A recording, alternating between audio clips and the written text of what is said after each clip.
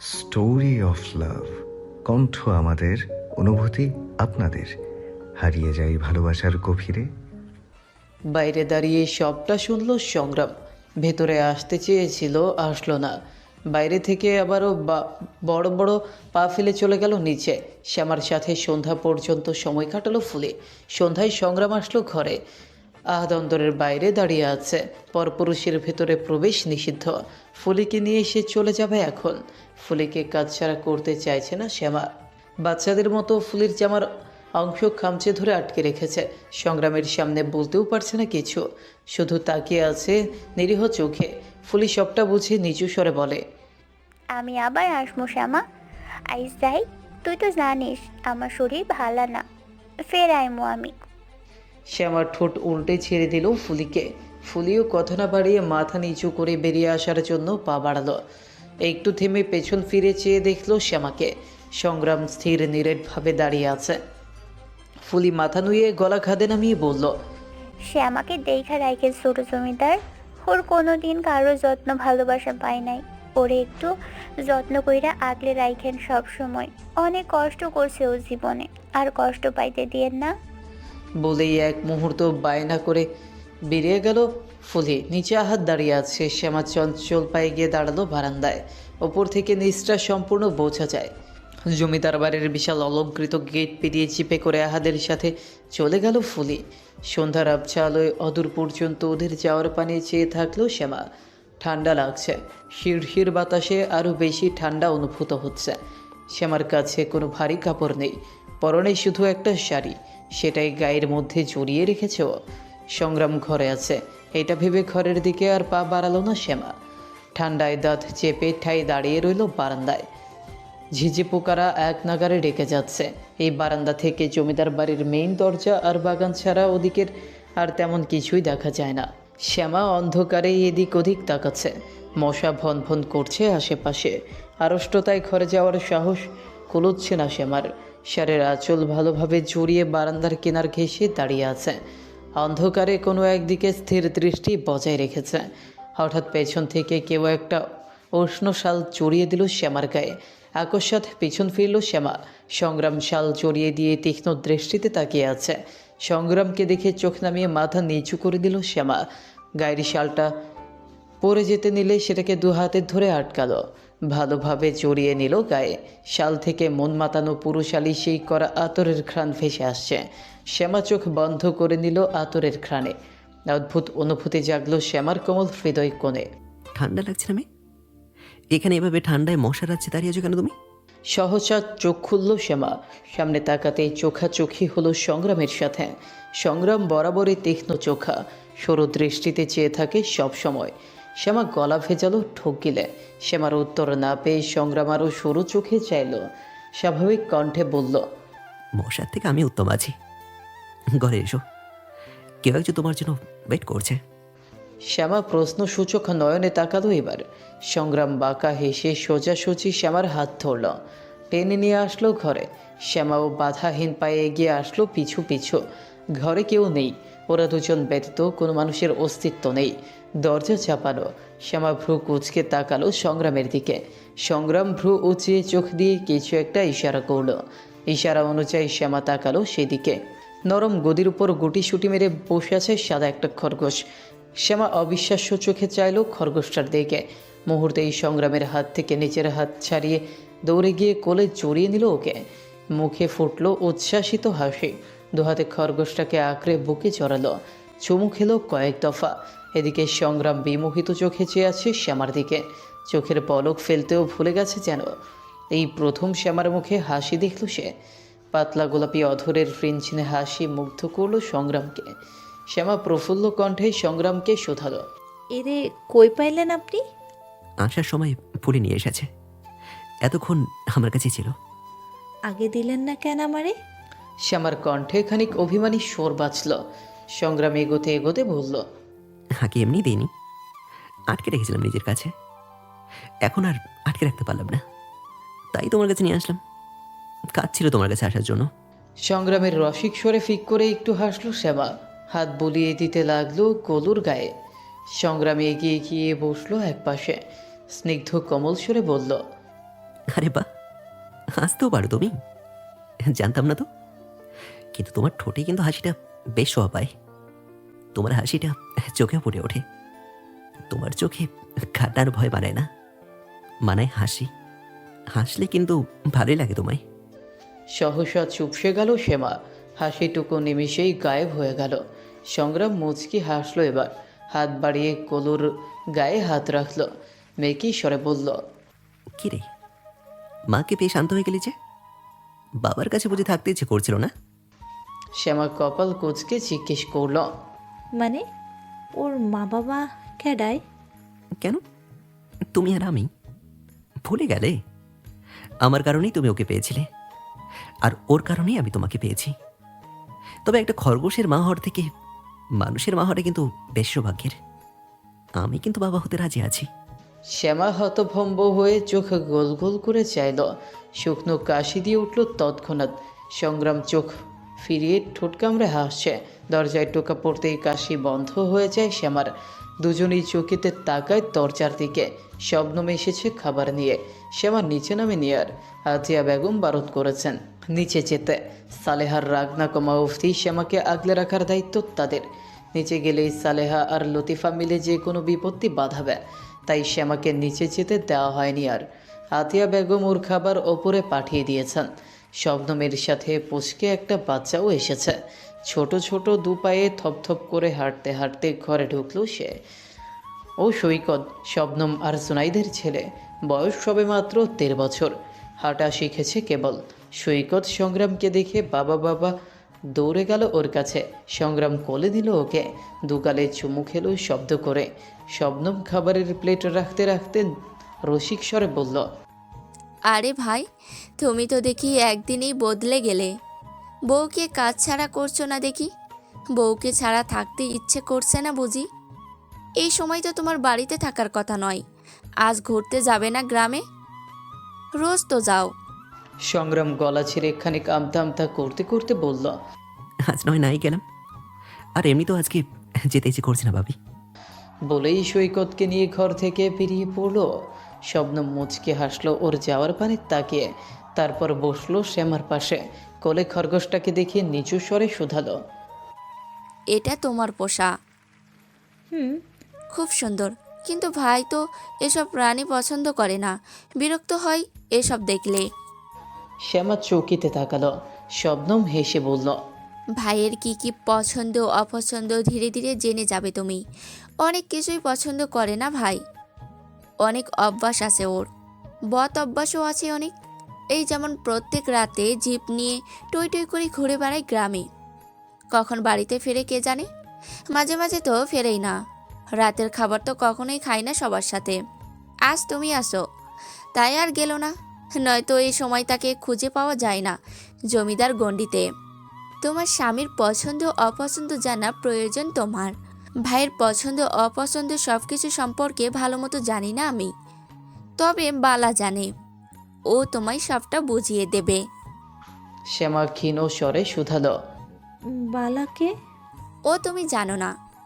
বালা আসেনি তোমার সাথে দেখা করতে? শ্যামা মাথা নাড়ালো দুদিকে। শবনম বলল, ও আসলে সুরবালা আমার ননদ। ভাইয়ের বিষয়ে সব কিছু ওই ভালো জানে। আগে সবসময় খেয়াল রাখতো ভাইয়ের। এখন তো তুমি এসে গেছো, এখন এটা তোমার দায়িত্ব। ও তোমায় বুঝিয়ে দেবে সবটা। আসলে কাল রাত থেকে ও বলছিল মাথা যন্ত্রণা করছে ওর। আজও সারাদিন ঘর থেকে বের হয়নি, তাই হয়তো আসতে পারেনি। আচ্ছা। শ্যামার ছোট্ট কথায় শবনম শ্যামার হাত দুটো নিচের হাতের মুঠোয় নিল।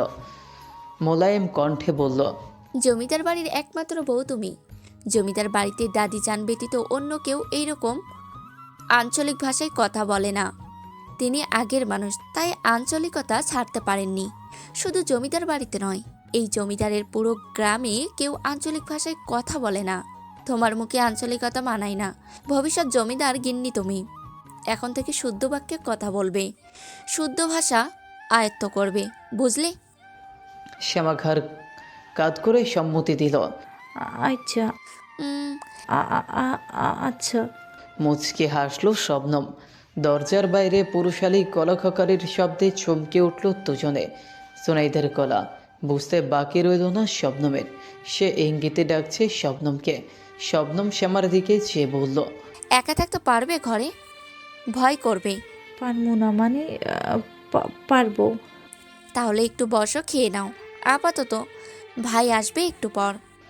শবনম ঘর থেকে বেরিয়ে যেতেই কলুকে পাশে রেখে শ্যামা তড়িঘড়ি করে খেয়ে নিল।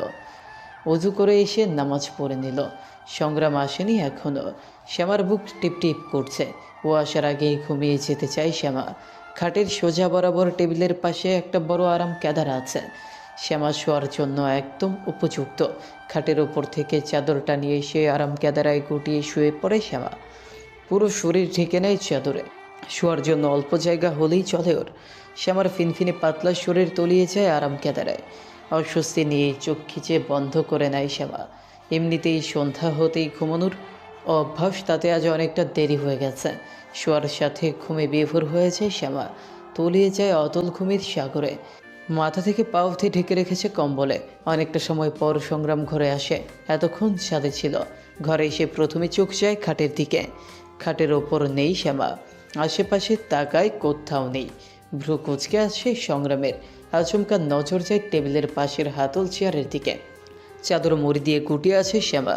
চাদরের ফাঁকগুলো একটা হাত বাইরে বেরিয়ে এসেছে। শ্যামাকে এইভাবে দেখে কোচকানো ভ্রু আরও বেশি নেত্রদয়ের নিকট কুচকে আসে তার। গটগট পায়ে এগিয়ে যায় শ্যামার কাছে। সম্মুখ বরাবর হাঁটু মুড়ে বসে। হাতে এগিয়ে মুখের কাছ থেকে সরিয়ে দেয় চাদর। অমনি ভ্রু যুগল শিথিল হয়ে আসে ওর। শ্যামার ঘুমে বিভোর শিশুসুলভ নিষ্পাপ শ্যামলা মুখশ্রীর পানি চেয়ে নিষ্ক্রিয় হয়ে আসে সংগ্রামের দৃষ্টি। শোয়ার ফলে খোপা খুলে লম্বা লম্বা চুলগুলো এলোমেলো হয়ে গেছে শ্যামার। মুখের ওপর ছড়িয়ে ছিটিয়ে আছে চুলগুলো। মুহূর্তের পর মুহূর্ত একইভাবে অপ্রতিভ দৃষ্টিতে শ্যামার পানি চেয়ে থাকলো সংগ্রাম। তাকিয়ে থেকেই বসলো মেঝেতে। হাত বাড়িয়ে সরিয়ে দিল মুখের ওপর ছড়িয়ে থাকা চুলগুলো। শ্যামা নড়ে উঠল একটু। ঘুমের ঘোরেই পাশ ফিরতে চাইল। ছোট্ট কেদারায় জায়গার সংকলনে ঠিক মতো নড়তেও পারছে না। ঘুমের মাঝেই চোখ মুখ কুচকালো সে। সংগ্রাম চেয়ে থেকেই মুচকে হাসল। উঠে দাঁড়ালো এবার। আলতো হাতে একটানে শ্যামার পাতলা শরীরটাকে তুলে নিল নিজের আয়ত্তে। নড়ে চড়ে উঠে সংগ্রামের গলা জড়িয়ে ধরল শ্যামা। মাথা রাখলো প্রশস্ত বুকে। সংগ্রাম অতি যত্ন সহকারে শ্যামাকে খাটে শুইয়ে দিল। চাদর টেনে দিল গায়ে। ঠোঁটে গিয়ে আলতো ছুঁয়ে দিল শ্যামার কপাল। নিজে ঘুরে এসে শুয়ে পড়ল পাশে। সকালে রাতজান কানে আসতেই ঘুম ছুটে যায় শ্যামার। কিছুক্ষণ চোখ বন্ধ রেখে পিটপিট করে চোখ মেলে তাকায়। আর মোড়া ভেঙে উঠে বসে। চুলগুলো এলোমেলো হয়ে আছে। হাত খোপা করে নেয় সেইগুলো। হাঁটুতে মাথা রেখে চোখ বন্ধ করে থাকে আরও কিছুক্ষণ। নামাজের ধ্যান মাথায় আসতেই চোখ খোলে এক ঝটকায়। চোখ খুলতেই আরও বড় ঝটকা খায়। ও খাটে এলো কী করে? কাল তো এখানে শোয়নি। শ্যামা নিজেকে দেখলো ভালো করে। পাশ ফিরল এবার। সংগ্রাম উবু হয়ে শুয়ে আছে। গলা অবধি চাদর টানা। তবদা খেল শ্যামা। শুকনো গলায় ঢোক গিলল। ঘুমে বিভোর হয়ে আছে সংগ্রাম। ঘুম কাতরে মুখটা মলিন দেখাচ্ছে। শ্যামা চোখ সরিয়ে হুট করে নেমে পড়ল খাট থেকে। এলোমেলো শাড়ি ঠিক করে ছুটে গেল গোসলখানার দিকে। অজু করে এসে নামাজ পড়ে নিল। সংগ্রাম হয়তো নামাজ পড়ে না। শ্যামা পড়তে দেখেনি। সংগ্রামকে ডাকতে গিয়েও ডাকলো না সে। সংগ্রামের ঘুমন্ত মুখ পানে চেয়ে পুরো শরীরে শিহরণ খেলে গেল শ্যামার। ধরফর করে উঠল কোমল হৃদয়। শ্যামার তাকিয়ে থাকার মাঝেই সংগ্রামের ঘুম জড়ানো হাসকি স্বর ভেসে আসলো। এইভাবে আমার ঘুমের সুযোগ নিয়ে তাকিয়ে দেখো না মেয়ে, নজর লেগে যাবে তো আমার। শ্যামা আকস্মাৎ চমকে উঠল। চোখ বড় বড় করে চাইল সংগ্রামের দিকে। এখনও চোখে দুটো বোঝা ওর। নড়চড় নেই একটু। চোখ বন্ধ অবস্থায় কী করে বুঝলো যে শ্যামা চেয়ে আছে তার দিকে? শ্যামা মাথা হেলিয়ে আরও একটু ভালো করে দেখার চেষ্টা করলো। আকস্মিক উঠে বসলো সংগ্রাম। তড়িঘড়ি করে হক চুকিয়ে পিছিয়ে এলো শ্যামা। এক হাত বুকে রেখে শ্বাস টানলো জোরে। ঢোক গিলে গলা ভিজিয়ে নিল। ঘুম ঘুম চোখে পিটপিট করে সরু নেত্রে চেয়ে আছে সংগ্রাম। মাথার চুলগুলো এলোমেলো। পরনে একটা সাদা ফতোয়া। শ্যামা জিভ দিয়ে ঠোঁট ভিজিয়ে নিচু স্বরে বলল, আপনি ঘুমান নাই? সশব্দে নিরেট কণ্ঠে জবাব দিল সংগ্রাম। কেন? ঘুমিয়ে থাকলে সুবিধা হতো বুঝি? তোমার আমাকে দেখার জন্য আমার ঘুমানো প্রয়োজন। শ্যামা দুহাত নেড়ে অস্থির কণ্ঠে বলল, না না, আমি আপনারে দেখতে যাবো না, মানে দেখতে যাব কেন? আমি তো দেখছিলাম আপনি ঘুমাইছেন নাকি। শ্যামার মুখে শুদ্ধ ভাষা শুনে কপাল কোচকায় সংগ্রাম। পরক্ষণেই শিথিল হয়। পড়াশোনা করেছে শ্যামা, শুদ্ধ ভাষা আয়ত্তে আনতে সময় লাগার কথা নয় ওর। সংগ্রাম গম্ভীর গলায় বলে, অজুহাত দিও না মেয়ে। স্বামীকে দেখতে হলে এমনিতেই দেখতে পারো। যদি বলো তাহলে কাল সারাদিন তোমার সামনে বসে থাকবো, মন ভরে দেখে নিও। আমি দেখি নাই আপনারে। আমি খাটে আইলাম কেমনে? তুলে এনেছি, যেভাবে আগের দিন এনেছিলাম। আশ্চর্য হলো শ্যামা। এই লোকটা কোনো ভনিতা ছাড়া এই সব কথার কেমন সহ্য সবটা উত্তর দিয়ে দেয়। এই লোকটার মুখে এই ধরনের কথা কখনো কল্পনাও করতে পারে না শ্যামা। অস্বস্তিতে আনচান করছে শ্যামা। সংগ্রাম ধারালো তীক্ষ্ণ চোখে তাকিয়ে আছে। শ্যামা কথা ঘোরালো, না, নামাজ পড়েন না আপনি? না, কেন? সবসময় পড়ি না, মাঝে মাঝে পড়ি। সব সময় পড়েন না কেন? সংগ্রামের চাহনি আরও বেশি তীক্ষ্ণ হলো। দম খিচে আরও পিছনে পিছিয়ে এলো শ্যামা। সংগ্রাম ভারী গলায় শুধালো। নামাজ পড়লে কি হবে? কাপা গলায় উত্তর করলো শ্যামা। জান্নাতে যাবেন। তুমি তো নামাজ পড়ো, তার মানে তুমি জান্নাতে যাবে? শ্যামা চোখ খাড়া করলো এবার, একটু আত্মবিশ্বাস নিয়ে বলল, নামাজ পড়ব আমি। আমার নামাজে যদি কোনো খাত না থাকে তাহলে নিশ্চয়ই জান্নাতে যাব। শুধু নামাজ পড়লেই জান্নাতে যাওয়া যায়? আল্লাহর বিধান মানতে হয়। তুমি মানো? শ্যামার ভ্রু কুচকে আসলো এবার। সে প্রশ্ন করলো, মানে? মানে আমি তো জানি আল্লাহর বিধানে স্ত্রী দায়িত্ব পালন করা মানে স্বামীর সেবা করার কথাও লেখা আছে। তুমি তো স্বামীর সেবা করো না, স্ত্রী দায়িত্ব তুমি পালন করো না। শ্যামা ভাবভঙ্গি পাল্টে গেল সংগ্রামের কথা শুনে। ও হা হয়ে তাকিয়ে আছে সংগ্রামের দিকে।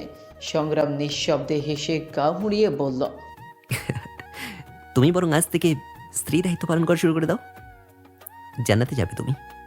আর আমাকে না হয় তোমার আঁচলে করে বেঁধে নিয়ে যাও। এটা বন্ধ হয় না, কি বলো? শ্যামা জবাব দিল না। সংগ্রাম খাট থেকে নেমে পড়ল। চোখ কষলে গেল গোসলখানার দিকে। শ্যামা ওর দিক থেকে চোখ ফিরিয়ে খাটে এসে হাঁটু জড়িয়ে গুটি হয়ে বসল। এখনও ভোরের আলো ফোটেনি সম্পূর্ণ। শীত পড়ছে বাইরে, কুয়াশায় ঢেকে আছে চারপাশ।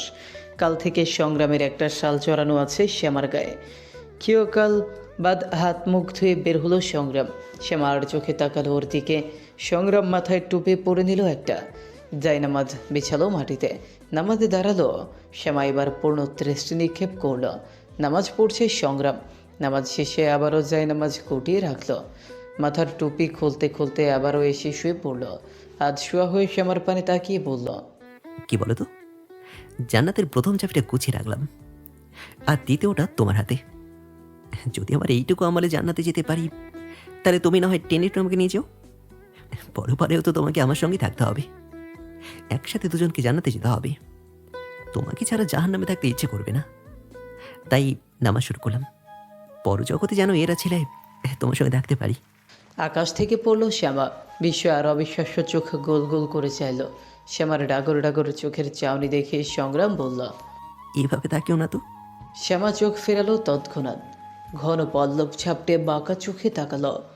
হুট করে শ্যামার থেকে দূরত্ব ঘুচে ওর কোলে মাথা রাখল সংগ্রাম। ভিমরি খেলেও শ্যামা। হাত পা স্থির হয়ে জমাট বেঁধে গেল মুহূর্তেই। সংগ্রাম চোখ বুঝে দীর্ঘশ্বাস টেনে মোলায়েম কণ্ঠে বলল, মাথায় একটু হাত বুলিয়ে দাও তো, ভীষণ ঘুম পাচ্ছে। শ্যামার শ্বাস ভারী হয়ে আসছে। হাত পা স্থির, তবে ভেতরে ভেতরে কম্পন অনুভব করছে শ্যামা।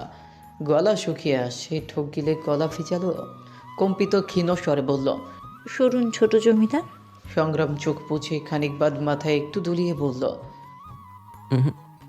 যা বলছি তা করো। আরাম লাগছে না আমার, ঘুম পাচ্ছে। মাথায় একটু হাত বুলিয়ে দাও না। শ্যামা শ্বাস টানল। কিছু সময় পর কাপা কাপা হাত রাখলো সংগ্রামের চুলের ভাঁজে। ধীরে ধীরে হাত চালালো চুলের মধ্যে। বিলি কেটে হাত বুলিয়ে দিতে লাগলো মাথায়। চোখ বন্ধ রেখে মৃদু হাসলো সংগ্রাম। শীতল কণ্ঠে বলল, শোনো মেয়ে, আজ থেকে এটা অভ্যেস করে নাও। রোজ রোজ এভাবেই তোমার নরম দোহাতে আমার মাথায় হাত পুড়ে দিতে হবে।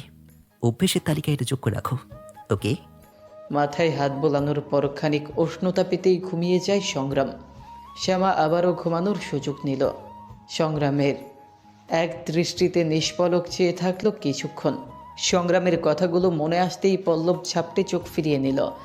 সংগ্রামের মাথায় হাত রেখে নিচে পেছনের দিকে একটু হেলে মাথা এলিয়ে দিল। চোখ দুটো বুঝে এলো আপনা আপনি। ভোরের আলো ফুটেছে সম্পূর্ণ। বারান্দা দিয়ে আলো পৌঁছেছে ঘরে।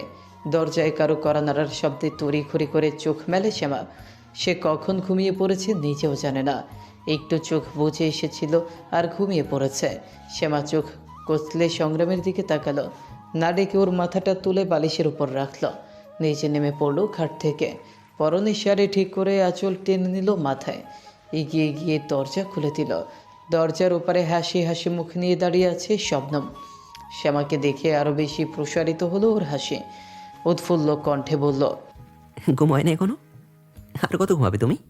শ্যামা আমতা আমতা করে বলল, ওই ফজরের পর যখন ঘুমাইয়া পড়ছিলাম খেয়ালই আসছিল না, চোখ লাইগা আইছিল একটু। শবনম চোখ শুরু করে তাকালো। শ্যামা তৎক্ষণাৎ দুই দিকে মাথা নেড়ে বলল, না আর বলবো না এভাবে কথা। হেসে ফেলল শবনম। এতদিন এভাবেই কথা বলেছো, তাই অভ্যাস হয়ে গেছি। অভ্যাস পরিবর্তন হতে সময় লাগবে, ধীরে ধীরে ঠিক হয় সবটা। এখন যাও দেখি, শাড়ি বদলে তৈরি হয়ে নাও। দাদিজান নিচে নিয়ে যেতে বলেছি তোমায়। শ্যামা ঘাড় কাত করে সম্মতি দিল। শবনম চলে যেতেই ও দরজা চাপিয়ে শাড়ি বদলে নিল। সংগ্রাম ঘুমিয়ে আছে এখনো। শ্যামার ডাকলো এবার, শুনছেন ছোট জমিদার সাহেব, সকাল হয়ে গেছে। সংগ্রাম একটু নড়ে উঠে কাতর স্বরে বলল। হুম। শ্যামা আর কিছু বলার আগেই আতিয়া বেগম দরজা ঠেলে ঘরে ঢুকলেন। সংগ্রামকে এখনো অবস্থায় দেখে উঁচু স্বরে বলতে লাগলেন, দাদু ভাই, কি রে, তুই এখনো ঘুমাতে ইচ্ছস? কি ব্যাপার কো দেহি? রাইতে কি গরু চুরি করতে যাইছিস নাকি? এত বেলা অবধি তো তুই ঘুমাস না কোনো দিন। সংগ্রাম পাশ ফিরল, উঠল না তবুও। আতিয়া বেগম শ্যামাকে দেখে বললেন, তুই আয় দেহি, নাদবউ হে ঘুমাক। ঘুমের কামড়া হইয়া গেছে একদম, আয় দেহি। বলেই শ্যামার হাত ধরে ঘর ত্যাগ করলেন তিনি। আজ দ্বিতীয়বার ঘর থেকে বের হলো শ্যামা। অন্দরের বসার ঘরে পায়ের উপর পা তুলে চোখ মুখ শক্ত করে গম্ভীর হয়ে বসে আছেন সালেহা বেগম। শ্যামাকে দেখে কটমট করে তাকালেন তিনি। রাগ ঠিকরে বেরোচ্ছে চোখ দিয়ে। শ্যামা আজ চোখ সরালো না তার দিক থেকে। সাহস জোগালো নিজেকে। আতিয়া বেগম সালেহার দিকে তাকিয়ে তপ্ত স্বরে বললেন, বৌমা, আজ আমার নাত বউ পায়েস রান্না করব। নতুন বউ আইছে থাইকা কোনো রীতি পালন করা হয় না, আজ হইব। পায়েস রাইন্দা হয় খাওয়াইব অকলেরে। সালেহা তেতে ওঠেন। যেন একটা সুযোগের অপেক্ষায় ছিলেন তিনি। সেটা পেয়ে গেল বোধ হয়। দাঁত পিষে খিটখিটে স্বরে বলে ওঠেন, ওই কলঙ্কিনী মেয়ে যদি আমার হেসেল ঘরে এক পাও রাখে তাহলে আমার থেকে খারাপ আর কেউ হবে না বলে দিলাম। আমার সংসারের কোনো জিনিসে যদি ওর স্পর্শ লাগে তাহলে সেই সব কিছুতে আগুন লাগিয়ে দেব আমি। আতিয়া বেগম ভ্রু কুচকালেন। তীক্ষ্ণ স্বরে জবাব দিলেন, এখনো বাইচা আছি, আমি মরি নাই। সংসার তোমার হওনের আগে আমার, আর তোমার পর আমার নাত বউয়ের। আমাকেও সকলের সমান অধিকার আছে এই সংসারে। আমি কইছি তো, আমার নাত বউ রাইন্দা খাওয়াবে, তখন তাই হইব। চলো নাত বউ। বলেই শ্যামার হাত ধরে হেসেল ঘরে ঢুকলেন তিনি। ফুস করে উঠল সালেহা। হেসেলে আগে থেকেই পায়েস রান্নার সমস্ত ব্যবস্থা করা ছিল। শ্যামা দেখে নিল সবটা। নিশ্চল চোখে আতিয়া বেগমের চোখে তাকালো। শবনম আসলো খানিক বাদ। ওদের দাঁড়িয়ে থাকার মাঝেই শ্যামার পায়েস রান্না শেষ হলো। লতিফ জোয়ারদার শাল পেঁচিয়ে সবাই এসে বসেছেন তার জন্য দলিল করা চেয়ারে। জুনাইদও আছে তার সাথে। আতিয়া বেগমের সাথে শ্যামা হেসেল থেকে বেরিয়ে পায়েসের বাটি এগিয়ে দেয় তাদের দিকে। লতিফ জোয়ারদার একগাল হেসে পায়েসের বাটি হাতে নেন। উৎসুক স্বরে শ্যামাকে উদ্দেশ্য করে জিজ্ঞেস করেন, আরে আম্মা, তুমি পায়েস রান্না করছো? বাহ বাহ, আমার মেয়ের হাতের প্রথম রান্না, দেখি কেমন হয়েছে খেতে। বলতে বলতে এক চামচ মুখে তুললেন তিনি। স্বাদে মিশ্রতায় ভরপুর হয়ে উঠল তার মুখ। তিনি উচ্ছ্বাসিত কণ্ঠে বললেন, আরে বাহ, একদম অমৃত হয়েছে আম্মা।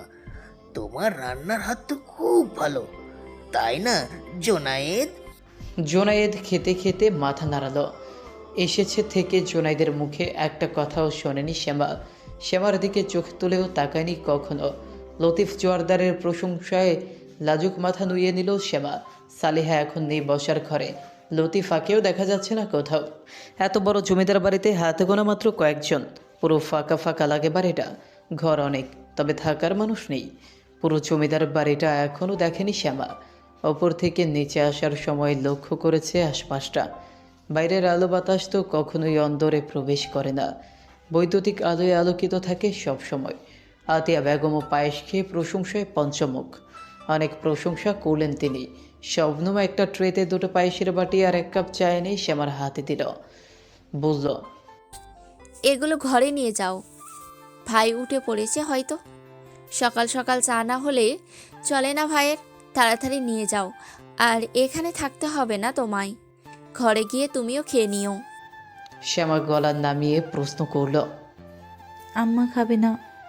শ্যামার ইঙ্গিত বুঝেও শবনম জানতে চাইল। কে মামি? হুম। শবনম আতিয়া বেগমের দিকে তাকালো একবার, চোখ ফিরিয়ে হাসার চেষ্টা করে বলল, আমি ওনাকে ঘরে গিয়ে দিয়ে আসবো, তুমি ঘরে যাও। আমি দিয়ে আসি। লতিফ জোয়ারদার বলে উঠলেন। না আম্মা, তোমার শাশুড়ি এখনো রেগে আছে সংগ্রামের ওপর, আর সেই রাগ ঝাড়ছে তোমার ওপর। তুমি এখন ওর সামনে যেও না, হ্যাঁ? ও সবটুকু বুঝুক আগে, তারপর দেখা যাবে খন। হ্যাঁ, শ্যামা আর কিছু বলল না। শবনম ইশারা করতেই ও সিঁড়ি বেয়ে ওপরে উঠে গেল। ঘরে গিয়ে দেখল সংগ্রাম খাটের উপর নেই, উঠে পড়েছে হয়তো। হাতের ট্রেটা টেবিলের ওপর রাখলো শ্যামা। পেছন ফিরতেই নজরে আসলো সংগ্রাম। চোখ মুখ মুছতে মুছতে গোসলখানা থেকে বের হলো সংগ্রাম। পরনে একটা সাদা লুঙ্গি ব্যতীত কিচ্ছু নেই। সংগ্রামের ফর্সা শক্তপুক্ত উন্মুক্ত বাহু ঠিকরে মাংসপেশি বাইরে বেরিয়ে আসতে চাইছে যেন। হা বনে গেল শ্যামা। সংগ্রামের চোখে চোখ পড়তেই তৎক্ষণাৎ চোখ ফিরিয়ে নিল, পেছন ঘুরল তাৎক্ষণিক। সংগ্রাম এগিয়ে এসে বলল, আমার পরার কাপড় বের করে দাও তো বেগম, ঠান্ডা লাগছে। বেগম শব্দটা ঝংকার তুলল শ্যামার কানে। বুকটা ছ্যাদ করে উঠল। খাটে বসল সংগ্রাম।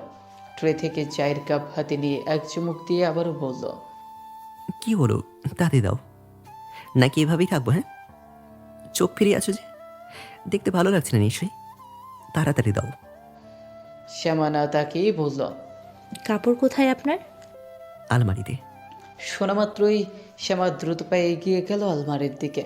বড় আলমারিটার পাশে অন্য আলমারিটা খুলল। সাদা কালো পোশাকে ভরপুর পুরো আলমারি। সাদা কালো ব্যতীত অন্য কোনো রঙের ছিটে ফোঁটাও নেই। সবগুলো পাঞ্জাবি আর পাজামা। একটাকে কয়েকটা ফতুয়াও আছে। শ্যামা একটা কালো পাঞ্জাবি বের করে মাথা নিচু করে এগিয়ে দিল সংগ্রামের দিকে। সংগ্রাম হাতে নিল সেটা। গায়ে চড়াতে চড়াতে পুনরায় বলল, শাল নিয়ে এসো। শ্যামা এবার চোখ তুলে তাকালো। আলমারিতে শাল নজরে আসেনি ওর। নিজের দিকে একবার তাকালো। সংগ্রামের একটা শাল ওর গায়ে জড়ানো, আর একটা খাটের উপর। ওটা কাল পরেছিল, আজ আর নিশ্চয়ই পরবে না ওটা। শ্যামা চাহনি বুঝে সংগ্রাম মোলায়েম কণ্ঠে বলল, বড় আলমারিতে আরো শাল আছে, নিয়ে এসো। শ্যামা আবারও গুটি গুটি পায়ে আলমারির দিকে এগোলো। এবার আলমারি খুলতেই হতবাক হয়ে গেল। চোখ গোল গোল করে চাইল। বিশাল আকৃতির পুরো আলমারিটা জুড়ে সাদা কালো শাল পরিপূর্ণ। একদিকে সাদা, অন্যদিকে কালো। সব শাল সুন্দর করে ভাঁজ করে অতি যত্নে গুছিয়ে রাখা। শাল ব্যতীত অন্য কিছু নেই আর। কতগুলো হবে হিসেব নেই। সংগ্রাম এগিয়ে আসলো শ্যামার দিকে। পুরো কণ্ঠে জিজ্ঞেস করলো, কি হলো, কি দেখছো? শ্যামা অবিশ্বাস্য নয়নে চেয়ে শোধালো, এতগুলো শাল সব আপনার? আজ থেকে তোমারও। ঠান্ডা লাগলে এখান থেকে যখন যেটা ইচ্ছা হবে পরে নিও। শ্যামা পুনরায় অবাক স্বরে জিজ্ঞেস করলো, কতগুলো আছে এখানে? হবে 1000 খানেক। তবদা খেলো শ্যামা। 1000 খানেক? এটা ধারণার বাইরে। শুকনো কেসে উঠল শ্যামা। সংগ্রাম অবস্থা বুঝে মুচকি হেসে বলল, শোনো বেগম, সংগ্রাম জোয়ারদারের অর্থাৎ তুমি জোয়ারদার পরিবারের একমাত্র বউ, আর এটুকুতেই এত অবাক হচ্ছে? হ্যাঁ, এই শাল জমিদার বংশের ঐতিহ্য। এখানে তো শুধু হাজারখানেক আছে, আরও ছিল যেগুলো বিলিয়ে দেওয়া হয়েছে, পরের সপ্তাহে আরও আসবে। ঢোক গিলল শ্যামা, দ্বিধাহীন প্রশ্ন করল, কিন্তু শুধু সাদা কালো কেন? কারণ আমার জীবনটাই তো সাদা কালো, তাই রঙের ছোঁয়া জীবনে লাগেনি। আমার জীবন এখনো রঙিন হয়নি, তবে হতে বেশি দেরি নেই। তুমি তো এসেছো, রঙিন করে সাজিয়ে তো আমার জীবনটা। আমি তবে খেয়ে আছি। শ্যামার দিকে খানিক ঝুঁকে আবিষ্মিত কণ্ঠে কথাগুলো বলল সংগ্রাম। শ্যামা চোখ সরিয়ে চিবুক গলায় নামালো। বাঁকা হাসল সংগ্রাম। একটা শাল বের করে চড়িয়ে নিল গায়ে। আবারও গিয়ে বসলো খাটে। পায়েসের বাটি হাতে নিয়ে খেতে খেতে বলল, এটা তুমি বানিয়েছো? শ্যামা ঘাড় ঘুরিয়ে জবাব দিল। হুম। ছোট্ট জবাব দিয়ে শ্যামা নিঃশব্দে খাটের পাশে এসে দাঁড়ালো। খানিক চুপ থেকে জড়ানো গলায় বলল, আমি বাড়ি যাব, আমার আম্মার কাছে যাব আমি। আপনি আমারে রেখে আসুন। সহসা খাওয়া থামিয়ে নিরেট দৃষ্টিপাত করলো সংগ্রাম। শ্যামার চিবুক গলায় ঠেকানো তীক্ষ্ণ চোখে তাকিয়ে থাকলো সংগ্রাম। চোখ নামিয়ে তপ্ত স্বরে বলল, 1 সপ্তাহ পর নিয়ে যাব। না, আজকেই যাব আমি। আমি থাকবো না এখানে। সংগ্রামের চল শক্ত হয়ে আসলো এবার। দাঁত চেপে চোখ বন্ধ করে সংযত করলো নিজেকে। স্বাভাবিক হওয়ার চেষ্টা চালিয়ে বলল, তোমার আপার অবস্থা ভালো নয়, তার বাচ্চাগুলো মারা গেছে, তার নিজের শরীরের অবস্থাও ভালো নয়। তোমার আম্মা এখনো আসেনি, কার কাছে যাবে তুমি? থমকালো শ্যামা।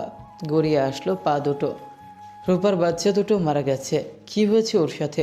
কবে হলো এসব? আর শ্যামা, ও জানে না কেন কিছু? ওর আবার গর্ভের থন আর নেই? শ্যামা আর কিছু ভাবতে পারল না। মস্তিষ্ক ফাঁকা হয়ে আসছে, গুলিয়ে যাচ্ছে সবটা। কান গরম হয়ে আসছে ওর। চোখ ভরে আসলো শ্যামার। পিছিয়ে গেল 2 কদম। চোখের পানি গড়ালো গাল বেয়ে। শরীরের ভার হারিয়ে পেছনে টলে পড়তে যাচ্ছিল।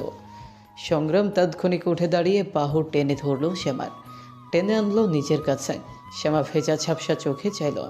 গলায় কান্না আটকে অবিশ্বাস্য স্বরে বলল, আপনারা কে বললো আমার আপার বাচ্চা মারা গেছে? বলুন, আপনি কি করে জানলেন? মিথ্যে বলছেন আপনি, তাই না? কিছু হয়নি আমার আপার। ওর বাচ্চাটা একদম ঠিক আছে, তাই না? এই তো সেদিন ওর বাচ্চা হলো। এত তাড়াতাড়ি ওরা মারা যায় কিভাবে? জন্মই তো হলো কেবল, ওদের কি এখনো মরার বয়স হয়েছে? বলতে বলতে অঝোর ধারায় পানি গড়াচ্ছে শ্যামার চোখ দিয়ে। সংগ্রাম নরম চোখে তাকিয়ে হাত বাড়িয়ে চোখের পানি মুছে দিল। মোলায়েম কণ্ঠে বলল, আমি মিথ্যে বলছি না। কাল হাসপাতালে থাকা অবস্থায় তোমার আবার 2টো বাচ্চাই মারা গেছে। এতক্ষণে কবর দেওয়া হয়েছে তাদের। তোমার আপাও জানেন এই বিষয়ে, ওকে জানানো হয়নি কিছু। তোমার আপা এখনো হাসপাতালে ভর্তি আছে। শ্যামা ঝটকা মেরে সংগ্রামের হাত ছাড়িয়ে দেয় নিজের বাহু থেকে। না, আমি বিশ্বাস করি না। আমার আপার লগে কিচ্ছু হয় নাই এমন। আমার আপা ঠিক আছে, ওর বাচ্চা ওর কিচ্ছু হয় নাই। আপনি জানেন আমার আপা কত ভালো। আমার আপার মতো ভালো মানুষের লগে এমনটা হইতে পারে না। আমার আপা কত খুশি আছিল ওর বাচ্চার লাইগা। কেন এমন হইব ওর লগে? উত্তেজিত হয়ে পড়ল শ্যামা। সংগ্রাম জানতো এমনটাই হবে, তাই আগে জানা সত্ত্বেও কিছু বলেনি শ্যামাকে। জানাতে চায়নি কিছু, তবুও দোটানা ছিল মনে। পরে জানালে যদি শ্যামা ওকে ভুল বোঝে, তাই জানিয়ে দিল সবটা। শ্যামা আবারও বলতে লাগলো, আপনি আমার এই নিয়ে চলেন, আমি আমার আম্মার আপার কাছে যাবো। সংগ্রাম আবারও বাহু টেনে নিজের কাছে টেনে নিল শ্যামাকে। দুহাতে মুখ আগলে বলল, বললাম তো 1 সপ্তাহ পর নিয়ে যাব। তোমার আম্মা আসুক, তারপর তোমাকে নিয়ে যাব। এখন তো উনি তোমার আপার বাসায় আছেন, ওনার ওখানে থাকাটা বেশি প্রয়োজন। তোমার সাথে তো আমি আছি, তাই না? শ্যামা ফুপিয়ে ওঠে। সংগ্রামের 2 হাতের ওপর নিজের হাত রাখল। কান্নারত ভেজা কণ্ঠে ফিসফিস করে বলল, কেন আমাকেও সাথে এমনটা হয় কইতে পারেন? আমার আপার লগে কেন এমনটা হইল? আপনি জানেন আমার আপা আমারে অনেক বেশি ভালোবাসে। এই দুনিয়াতে আমার কেউ নাই, যারা আছে তারা আমারে কোনো দিন ভালোবাসে নাই, কিন্তু আপা তো আমার ভালোবাসতো, তাইলে ওর লগে কেন এমনটা হইল? আমারে নিয়ে চলেন দয়া কইরা, আমি যাবো আমার আপার কাছে। ও ও জানলে অনেক কষ্ট পাইব। সংগ্রাম বলল না কিছু, চেয়ে আছে নীরবে। শ্যামা চোখ মুছে ঠোক গিলে আবারও বলল, আপনি আমারে খালি একবার দিয়ে আহেন, আমি আর আমু না। সত্যি কইতাছে আমি আসবো না আপনার জীবনে। মানতে হইব না আমারে। আমি কাউরে কিছু কমু না, কোনো দাবি রাখবো না আপনার কাছে। আপনি খালি আমারে একবার রাইকা আসেন, আর আনতে হইব না। আবারও এক কথা বলছো? তোমাকে বলেছি না, মেনে নিয়েছি আমি তোমায়, ছাড়বো না আমি তোমায়। মুক্তি পাবে না তুমি, কোনো দিন না। যত তাড়াতাড়ি তুমি এটা মানতে পারবে তত তাড়াতাড়ি তোমার জন্য ভালো। আর একটা বারের জন্য তোমার মুখে এই ধরনের কথা আমি শুনতে চাই না। Got it? হোক, আর কমু না আমি। আপনি এখন নিয়ে চলেন আমারে। এখন না, 1 সপ্তাহ পর। সংগ্রামের আবারও একই কথায় শ্যামা এবার এক ঝটকায় সরিয়ে দিল সংগ্রামের হাত। গর্জে উঠল, তাইলে সারুন আমারে, আমি একাই যামু, লাগবো না আপনারে। বলেই পা বাড়ল।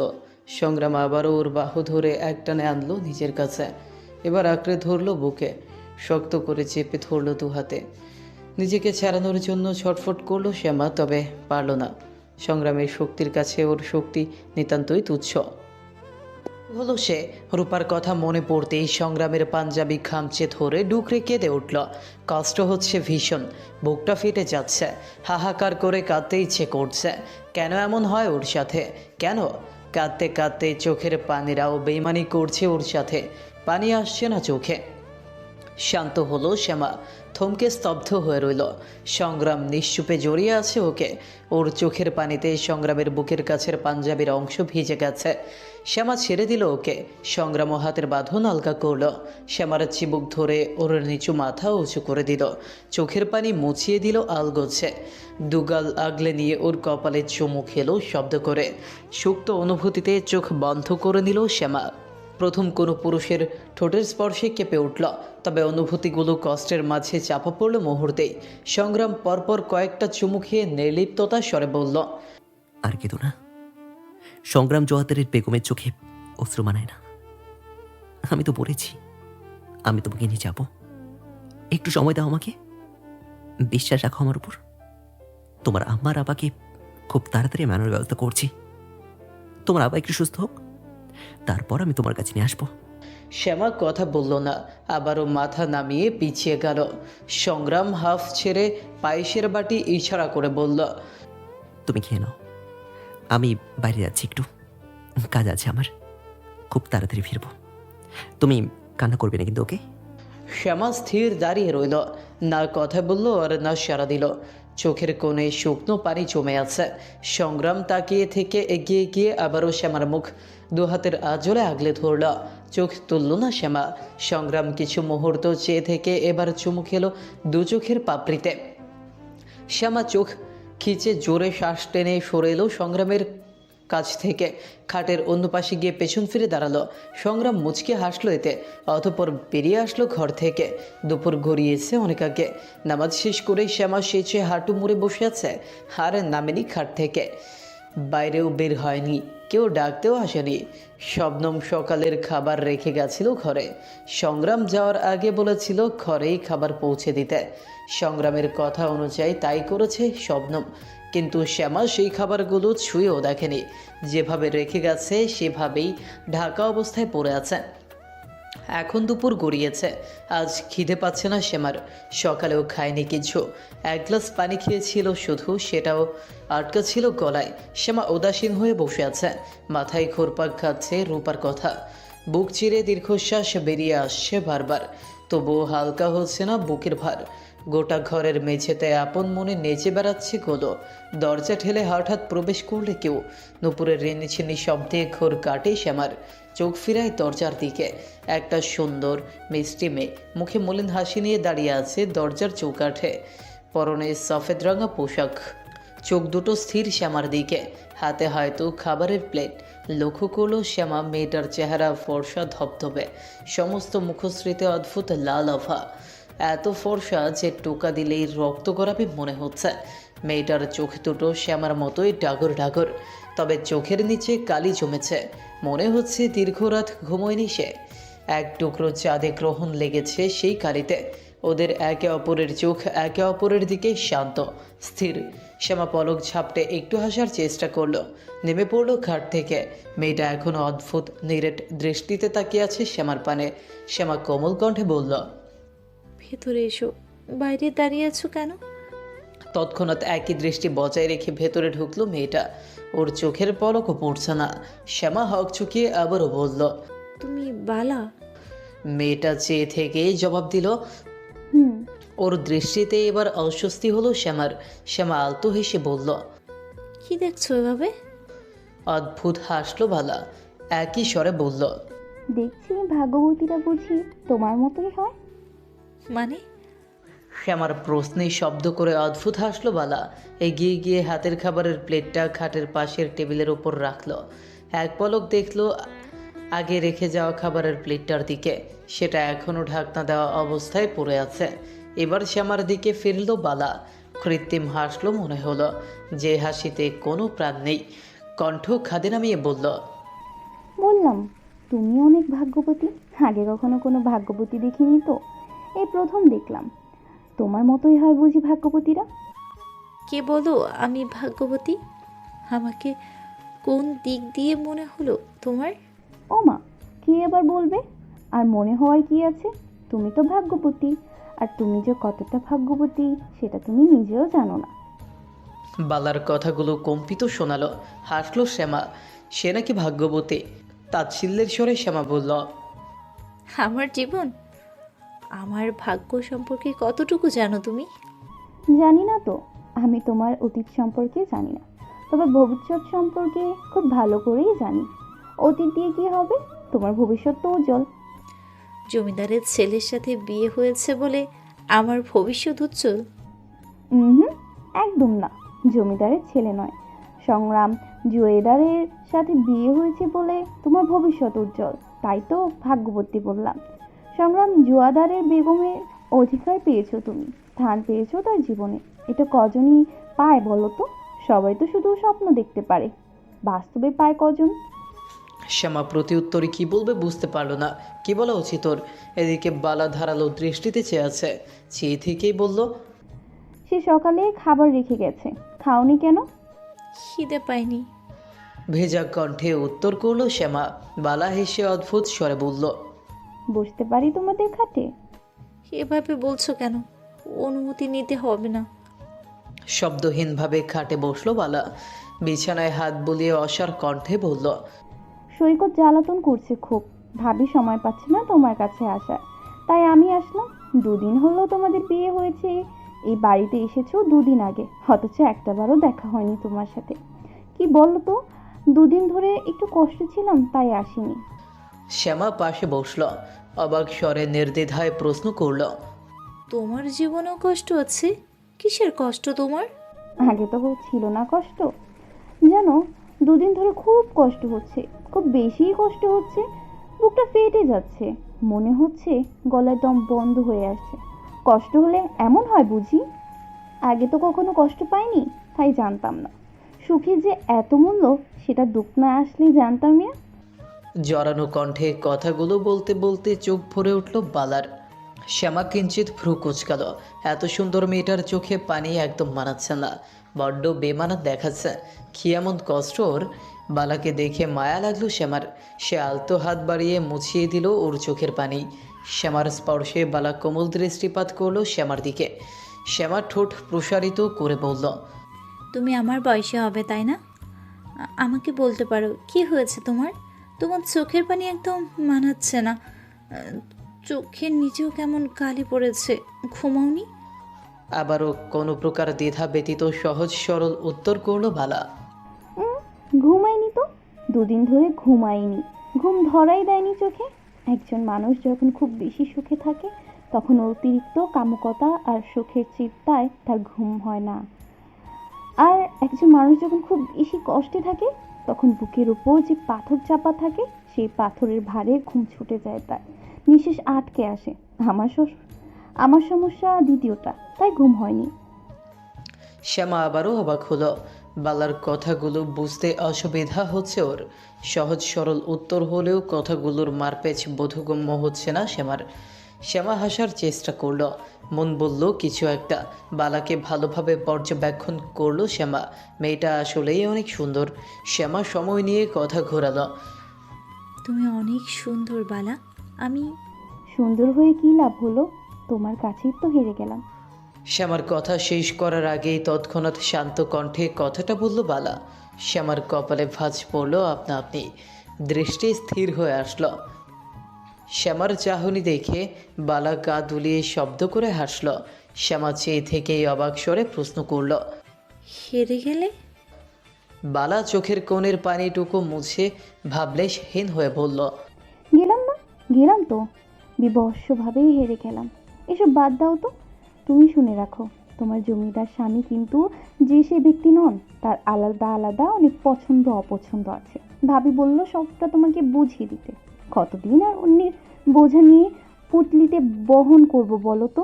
সংগ্রাম জোয়াদারের ঘুম থেকে ওঠার পর ঘুমোতে যাওয়া পর্যন্ত সব ক্ষেত্রেই নিজস্ব নিয়ম আছে। এই যেমন ধরো, সকালে ঘুম থেকে ওঠার পর তার এক কাপ গরম চা না হলে চলে না, এটা দিয়ে শুরু হয় তার জীবন। তারপর সকালের খাবার তিনি সবার সাথেই খান, তাই আর আলাদা করে কিছু করার নেই এখানে। তারপর সারাদিন বাড়িতে থাকেন না, যেদিন থাকেন সেদিন আলাদা বিষয়। এখন তো বউ হয়েছে, আগের অভ্যাস বদলাবে নিশ্চয়। শুনলাম গত 2 রাত বের হয়নি বাড়ি থেকে, অভ্যাসে পরিবর্তন এসেছে এখন থেকেই। তারপর শুনে রেখো, তোমার স্বামীর প্রিয় খাবার হলো গরম ভাত আর মাছের ঝোল, সাথে যে কোনো ভর্তা। এটা হলেই তিনি খুশি। তবে হ্যাঁ, চিংড়ি মাছে অ্যালার্জি আছে তার, সব ভুললেও এটা ভুলো না কখনো। শনি থেকে মঙ্গলবার পর্যন্ত তিনি সাদা পাঞ্জাবির সাথে কালো শাল পরেন, আর বুধ থেকে শুক্রবার পর্যন্ত কালো পাঞ্জাবির সাথে সাদা শাল পরেন। এটা তার পোশাকের সূচি। গোসলের আগে খাটের উপর তার জন্য পোশাক বের করে রাখতে হয়, এদিক ওদিক হলে চটে যান তিনি। সবসময় ঘর গোছানো পরিপাটি করে রাখতে হয়, এলোমেলো একদম পছন্দ করেন না তিনি। আর বাকি রইল রাতের খাবার, সেটা বাড়ির কারোর সাথেই খান না তিনি, বাইরে থাকেন। খাবেন কি করে, তার জন্য আলাদা করে খাবার সাজিয়ে রেখে যেতে হয়। এইদিকে আবার ঠান্ডা খাবার খেতে পারেন না, গরম করে দিতে হয়। ঘুমানোর পর একটা বাড়তি আওয়াজও পছন্দ নয় তার। এসব মাথায় রেখো। এতদিন বৃথা সামলেছি এসব দায়িত্ব, ভাবিনি কখনো এই দায়িত্ব থেকে অবহিত পাবো, কিন্তু দেখো পেয়ে গেলাম। আজ থেকে সব দায়িত্ব তোমার, ঠিকঠাকভাবে সামলে রাখো তাকে। বিরতিহীন সব কথাগুলো বলল বালা। শ্যামা আশ্চর্য নেগড়ো চোখে চেয়ে আছে। শ্যামার চাহনি দেখে ওর চোখে চোখ রাখলো বালা। চোখ টলমল করছে পানিতে, গলা কাঁপছে। কম্পিত আহত স্বরে বলল, কি দেখছো? শ্যামা নির্বিকার জবাব দিল, জানি না, কিন্তু তোমার উপর চোখ আটকে যাচ্ছে বারবার। হাসলো বালা, প্রশ্ন করল। সুন্দর যে? উত্তর করল না শ্যামা, সে একইভাবে চেয়ে আছে। বালা আবারও আহত স্বরে বলল, বাহিরের সৌন্দর্য দেখলে অথচ ভিতরের কষ্ট দেখলে না। তুমিও কিন্তু কম সুন্দর নও। তোমার মতো শ্যামকন্যের সৌন্দর্য আর ভাগ্য এমন হবে জানলে আগেই আল্লাহর কাছে একটু কম সৌন্দর্য আর প্রসন্ন ভাগ্যও চেয়ে নিতাম। সৌন্দর্য দিয়ে কি হয় যদি নসিব সুন্দর না হয়? আমার এই সৌন্দর্য দিয়ে কি হলো বলো তো? যা চাইলাম, যাকে চাইলাম সে তো হলো না আমার, সে কখনোই আকৃষ্ট হলো না আমার সৌন্দর্যে। শ্যামা এবার নড়ে উঠল, বুকটা কেমন ধক করে উঠল। আন্দাজ করলো কিছু একটা। সে সহসা বালার হাত দুটো আঁকড়ে ধরল। শ্যামার ঠান্ডা হাতের স্পর্শে কেঁপে উঠল বালা। শ্যামা অনুভব করলো বালার শরীরের তাপমাত্রা। প্রচণ্ড গরম হয়ে আছে ওর হাত দুটো। শ্যামা তাৎক্ষণিক ওর কপালে আর গলায় হাত ছোঁয়ালো। উদ্বিগ্ন স্বরে বলল, তোমার তো জ্বরে গা পুড়ে যাচ্ছে বালা। হায় আল্লাহ, তুমি বলনি কেন? এতটা জ্বর এসেছে তোমার, ওষুধ খাওনি? দেখি দেখি, তুমি এখানে বসো, আমি ওষুধ দিচ্ছি তোমায়। বলেই বসা থেকে উঠল শ্যামা, তড়িঘড়ি করে পা বাড়ালো। ওর জ্বরের সময় কিছু ঔষধ এনে দেওয়া হয়েছিল ওকে, জ্বর ঠিক হয় সেগুলো আর কাজে আসেনি। শ্যামা পা বাড়ানোর আগে বালা ওর হাত ধরল পেছন থেকে, আধো ভেজা চোখে চেয়ে নিচু স্বরে বলল, ওষুধ দিতে হবে না, জ্বর এমনিতেই সেরে যাবে। তুমি একটু বসো আমার কাছে, তোমায় একটু ভালো করে দেখি। তুমি তো বললে যে তুমি আমার বয়সী, তাহলে তো তুমি আমার বোনের মতো। আমাকে একটু জড়িয়ে ধরবে?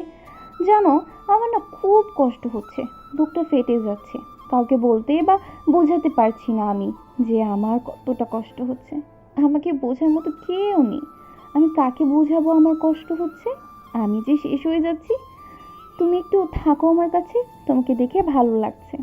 শ্যামা আচমকা জড়িয়ে ধরল বালাকে। নিজের বুকেও কষ্ট অনুভব হচ্ছে ওর। একেবারে এশার আজানের পর বাড়ি ফিরে সংগ্রাম। চারদিক ঘুটঘুটে অন্ধকার হলেও জমিদার বাড়ি বরাবরের মতো আলোকসজ্জায় আলোকিত।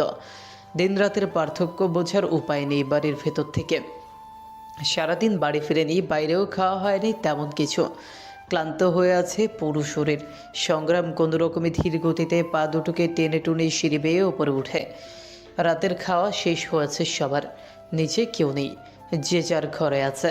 সংগ্রাম গায়ের চাদর খুলতে খুলতে দরজা ঠেলে ঘরে ঢোকে। সামনে খাটের উপর নজর যেতেই আটকে ওঠে, খাটের উপর শ্যামা নেই। সংগ্রাম চঞ্চল চোখে এদিক ওদিক চোখ ঘোরায়, ঘরের কোথাও নেই শ্যামা। গোসলখানাতেও নেই। খাটের পাশের টেবিলের দুটো খাবারের প্লেট ঢেকে রাখা। সংগ্রাম ঢুক গেলে দ্রুত বারান্দার দিকে এগোয়। আবছা অন্ধকার বারান্দায়, সেখানেও শ্যামা নেই। শীত পড়ছে, নিচ থেকে ঝিঝি পোকার হাঁক ডাক ভেসে আসছে। সংগ্রাম ভরকে যায় এবার, বুকটা ছ্যাদ করে ওঠে। ঘরের কোথাও নেই শ্যামা। সংগ্রাম তড়িঘড়ি করে ঘর থেকে বেরিয়ে আতিয়া বেগমের ঘরের দিকে এগোয়। তার ঘরের দরজা চাপানো ছিল। সংগ্রাম দরজা হালকা ফাঁক করে উকি দেয় ঘরের ভেতর। উল্টো পিঠ ফিরে শুয়ে আছেন আতিয়া বেগম, ঘুমিয়েছেন হয়তো। এখানেও শ্যামা নেই। ভয়ে বাড়ে সংগ্রামের। সে সমস্ত ক্লান্তি ভুলে দ্রুত শবনমের ঘরের দিকে এগোয়। ওর ঘরের দরজা ভেতর থেকে লাগানো। জুনাইদ বাড়িতে আছে, তার মানে এখানেও নেই শ্যামা। পুরো শুনশান অন্দরে ধূপধাপ পা ফেলে মুহূর্তেই সবখানে খোঁজা শেষ শ্যামাকে। রান্নাঘর, বসার ঘর, কোথাও নেই শ্যামা। সংগ্রাম শুকনো ঢোক গিলে গলা ভেজানোর চেষ্টা করে। কপাল ও নাকের ডগায় ঘাম জমেছে বিন্দু বিন্দু। শরীর বেয়ে শিরশির করে ঘাম গড়িয়ে পড়ছে এই ঠান্ডাতেও। হাঁসফাঁস করছে সে।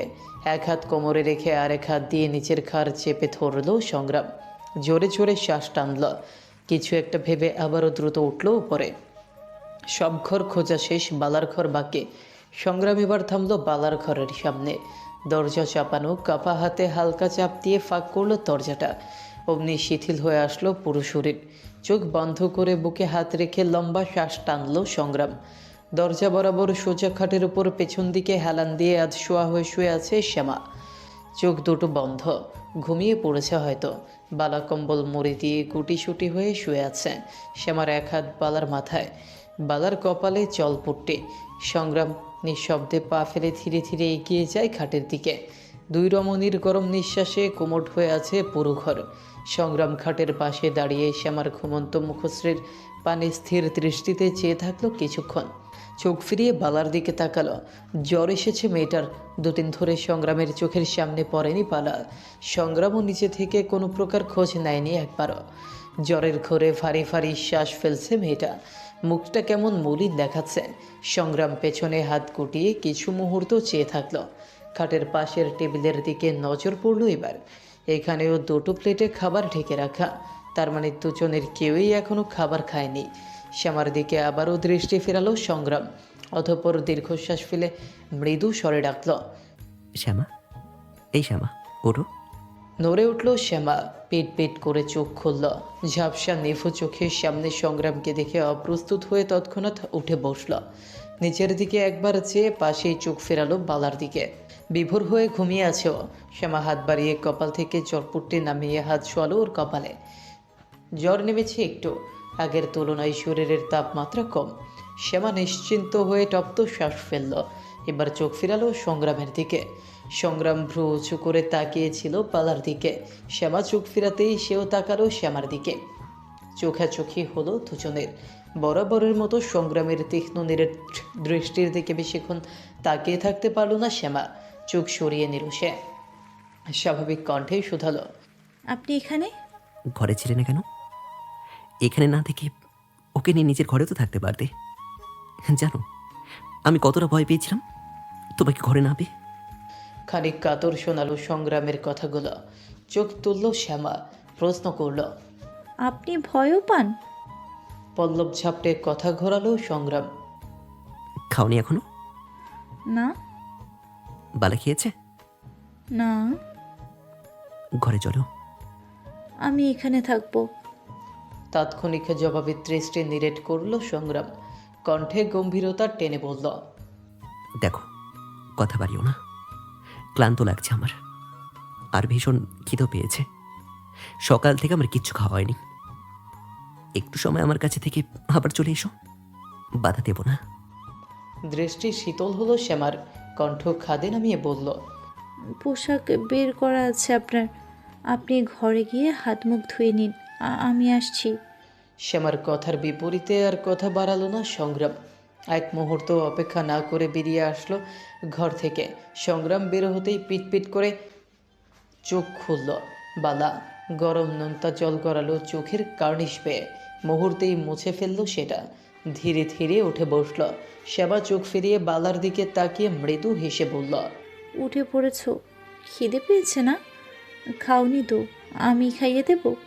দাও। নরম কণ্ঠে উত্তর করলো বালা। শ্যামা মুচকে হাসলো, হাত ধুয়ে কয়েক লোকমা খাইয়ে দিল বালাকে। দু একবার খেয়ে নাক শিকে তুলল বালা। জ্বরের জন্য স্বাদ লাগছে না মুখে, তেতো লাগছে সব কিছু। আর খেতে পারলো না। হাত দিয়ে ইশারা করলো সে আর খাবে না। শ্যামাও জোর করলো না। হাত ধুয়ে যত্ন সহকারে মুখ মুছিয়ে দিল বালার। মোলায়েম কণ্ঠে বলল, তুমি শুয়ে পড়ো, আমি মাথায় হাত বুলিয়ে দিচ্ছি। তার আর প্রয়োজন হবে না। এত যত্ন করে কি হবে? তোমার স্বামী ডেকে গেল তো তোমায়। যাও তার কাছে, আমাকে নিয়ে ভাবতে হবে না, আমি ঠিক আছি। অপ্রস্তুত হয়ে পড়ল শ্যামা। হাসার চেষ্টা করে বলল, তুমি ঘুমাও, তারপর যাচ্ছি। এক্ষুনি যাও। আর হ্যাঁ, আর আসতে হবে না তোমায়। তুমি যাও, আমি দরজা লাগিয়ে ঘুমোবো। শ্যামা কথা বাড়ালো না। খানিক চেয়ে থেকে নামলো খাট থেকে। দরজা পর্যন্ত এগোতেই পিছু পিছু আসলো বালা। শ্যামা দরজার চৌকাঠ পেরোতেই খট করে দরজা লাগিয়ে দিল সে। চমকে উঠে পেছন ফিরল শ্যামা। বালা দরজা লাগিয়ে ছুটে এসে আশ্রে পড়ল খাটের ওপর। বালিশ মুখে গজিয়ে ডুকরে কেঁদে উঠল। দম আটকে আসছে ওর। গলায় শ্বাস রুদ্ধ হয়ে আসছে। ওর ফোপানোর শব্দ দরজা পেরিয়ে পৌঁছে গেল বাইরে দাঁড়িয়ে থাকা শ্যামার কানে। চোখ মুখ স্থির হলো শ্যামার। হাত পা শিরশির করে উঠল। খানিক ওভাবেই দাঁড়িয়ে রইল সে। তারপর পা বাড়ালো নিজের ঘরের দিকে। সংগ্রাম হাত মুখ ধুয়ে পোশাক পরিবর্তন করে বসে আছে খাটের ওপর। শ্যামা ঘরে ঢুকতেই একটা তীব্র ছাজালো গন্ধ নাকে বিঁধল। তৎক্ষণাৎ চোখ বন্ধ করে নিল সে। অনুভব করলো সেই আধো পরিচিত আতরের গন্ধটাকে। খানিক সময় দাঁড়িয়ে রইল সেভাবেই। অতঃপর ভেতরে ঢুকল। শ্যামার ঢুকতেই সংগ্রাম তাকালো ওর দিকে। কপাল কুঁচকে শক্ত গলায় প্রশ্ন করল, সকাল থেকে খাওনি? না। সাবলীলভাবে উত্তর করল শ্যামা। সংগ্রাম হতাশ শ্বাস ফেলল। পা টুলছে শ্যামার। সারাদিন না খেলে যা হয় আর কি। সংগ্রাম লক্ষ্য করে মিহি সরে রাখল। এদিকে এসো। এগিয়ে গেল শ্যামা। সংগ্রাম খাবারের প্লেট হাতে তুলতেই শ্যামা বলে উঠল, দিন, গরম করে আনছি, এগুলো ঠান্ডা হয়ে গেছে। শুনলাম ঠান্ডা খাবার খেতে পারেন না আপনি? চোখ তুলল সংগ্রাম। নির্বিকার ভঙ্গিতে বলল, দরকার হবে না, খেতে পারবো। বসো তুমি, হ্যাঁ করো। বলতে বলতে এক লোকমা ভাত ধরল শ্যামার সম্মুখে। মুখ ফিরিয়ে নিল শ্যামা। তপ্ত স্বরে বলল, আমার খিদে নেই, আপনি খান। সকাল থেকে কিছু খাওনি তুমি? খিদে নেই কেন? হ্যাঁ, জেদ দেখাচ্ছ আমার উপর, আমাকে টপকাতে চাইছো? আপনাকে টপকানোর মতো শক্তি বা সাহস কোনোটাই নেই আমার। তাহলে যা বলছি তাই শোনো, চুপচাপ খেয়ে নাও। বেশি কথা বলতে কিন্তু ভালো লাগছে না আমার। খাবো না আমি। এবার চোয়াল শক্ত হয়ে আসলো সংগ্রামের। চোখ মুখ শক্ত করে নিরেটে দৃষ্টি নিক্ষেপ করলো সে। শ্যামার শুকনো মুখের পানি চেয়ে দৃষ্টি শীতল হলো আপনা আপনি। আহত গলায় প্রশ্ন ছুড়ল, তুমি কি এই সম্পর্কে থাকতে চাইছো না শ্যামা? আমি কি কোনোভাবে তোমাকে জোর করছি? আকস্মাৎ সংগ্রামের দিকে কম্পিত দৃষ্টি ফেরালো শ্যামা। কেঁপে উঠল ওর পল্লবতয়। সংগ্রাম কোমল নেত্রে চেয়ে আছে উত্তরের অপেক্ষায়। উত্তর করল না শ্যামা, চোখ ফিরিয়ে নিল কয়েক মুহূর্ত পর। সংগ্রাম তো স্থির দৃষ্টিতে চেয়ে বেশ কয়েক মুহূর্ত অপেক্ষা করলো উত্তরের। শেষমেশ উত্তর না পেয়ে তপ্ত শ্বাস ফেলল। হাত থেকে খাবারের প্লেট নামিয়ে হাত ধুয়ে নিল। না তাকিয়ে গম্ভীর স্বরে বলল, সরো, আমি ঘুমাবো। তাৎক্ষণিক চাইল শ্যামা, নরম কণ্ঠে বলল, খাবেন না? খিদে নেই। কিন্তু আমার খিদে পেয়েছে, সকাল থেকেই খাইনি। খেয়ে নাও, কে বাধা দিচ্ছে তোমায়? উঠুন আপনি, আপনিও তো কিছু খাননি, একসাথে খাবো। উঠল না সংগ্রাম। পাশ ফিরে শুয়ে চোখ বন্ধ করল। শ্যামাও জোর করল না, গুটিসুটি হয়ে বসে কোমল নেত্রে চেয়ে রইল। খানিক বাদ আবার ডাকল, কি হলো, উঠুন।